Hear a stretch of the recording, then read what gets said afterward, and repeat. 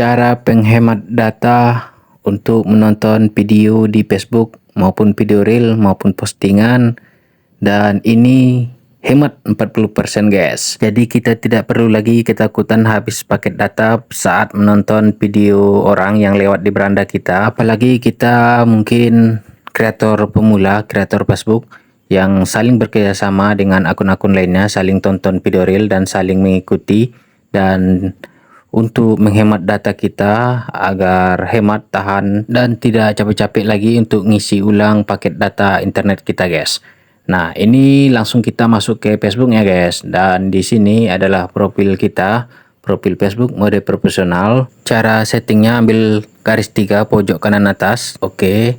Nah, di sini kita pilih pengaturan guys. Kita scroll dulu ke bawah. Nah, di sini dia. Pilih pengaturan dan privasi. Di sini dia guys. Oke, kita scroll lagi ke bawah untuk mengatur hemat nanti paket data kita hingga 40% guys. Ini bukan clickbait, ini murni guys. Nah, di sini dia kita ambil pengaturan guys. Paling atas kita klik.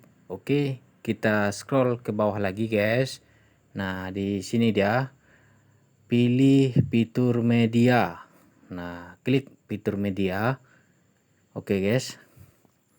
Jadi hemat nanti paket data kita untuk menonton video reel yang lewat di beranda kita maupun postingan maupun video biasa, itu akan hemat paket data internet kita guys.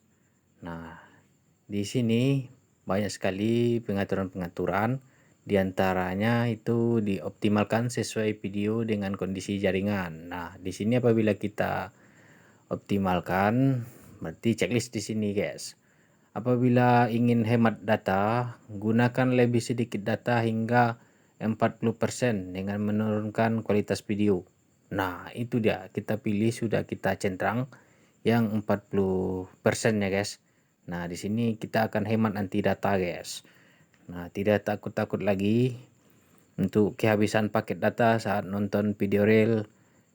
Mungkin kawan-kawan lagi kerjasama dengan kreator lainnya, saling tonton video reel dan saling ikuti untuk mengejar syarat monetisasi Facebook mode profesional.